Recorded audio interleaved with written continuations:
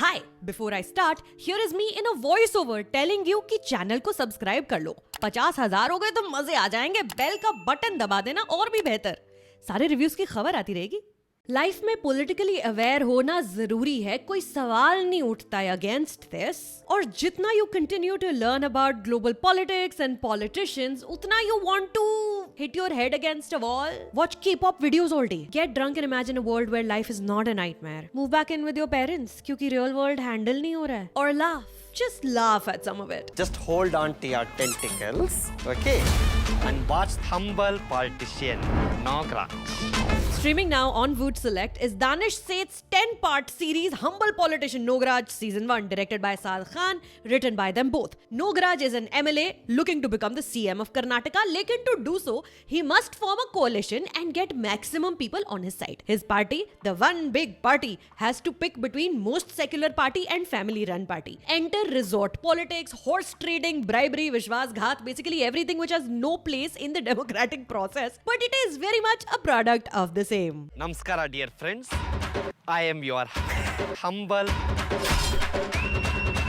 politician. So if you've not seen the film Humble Politician Nagraj a couple of years ago, which admittedly I haven't either, the first episode lets you take in the landscape. Nagraj speaks to you directly through the camera and explains the story so far in flashbacks and takes the time to introduce the characters of this universe. Also firmly setting the tone that this is an attempted meta commentary on the corrupt nature of Indian politics, which might be absurdist and borderline stupid in parts, but like Adam McKay's Don't Look Up, it is very much inspired by reality, almost identical to how things have unfolded in India in modern politics. Not that I'm comparing Humble Politician Nagraj to Adam McKay's work, zameen aasman ka fark hai, but I'm wondering if political satire might just be the most important subgenre of storytelling right now. I think so.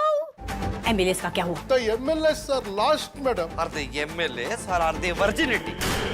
I found myself watching Parks and Recreation again. Maybe it is the comfort of feeling ki chalo at least people are not this stupid IRL, or maybe learning from Leslie Knope how to continue to function when people running government offices are this stupid IRL. Also Veep, the Borat movie from last year, was extra poignant to me than those before because it was highlighting everything wrong with American politics as it unfolded simultaneously on news channels at the same time. With Humble Politician Nagraj, which if I am to understand correctly started as a radio character, Danish Seth and his co-writers, they mock outlandish but very real occurrences like horse trading, a thing which is actually called fucking resort politics, locking MLAs in fancy resorts without their phones or any contact with the outside world until they pick your side. It's insane. ನಾನು shoot ಮಾಡಲ್ಲ but even shoot ಮಾಡ್ತಾನೆ. The show makes sense of this preposterous phenomenon via unsubtle slapstick comedy, something Danish clearly excels at. Playing to his strengths, he's created a character rooted in reality, abhorrent and power-hungry, surrounded by equally despicable associates, senior and junior. In this universe, nobody is likable, and barring one character, Gauri, played by Shanti Narayan, she's the wife of another wannabe CM, you won't find yourself rooting for anyone. And unfortunately, you also wouldn't find yourself feeling any other kind of way. Where the series falters is in placing almost all the heavy lifting on Danish's shoulders. Admittedly, the man is a force of nature. One can sense the clarity with which he's created and imbibed this character. But the first 4 to 5 episodes rely too heavily on his charm and charisma. Everyone else around him is a bumbling idiot. Low-hanging humor derived from the Gandhi family and the Congress party structure. It drags on and it's not very clever. Any similarities to living person or dead person are coincidental? Yeah, can't do that with political satire. There's also a PM who hates staying in India and is in some faraway land doing things every time the party tries to reach him. It's funny only because we don't get to see any humor directed at the Prime Minister post at all anymore. The rest of the characters are all too generic to be memorable or impactful. Lady politician in a lady politician sari, Russian mobsters with permanent skulls and tattoos, trigger happy son of politician with hair-brained schemes, a PA who says yes sir and walks around with that PA bag under his armpit. There is very little attempt towards making any of this stand out. I want protection. Sir Manjunath, do one thing. Open that, put it on your head because you are being a...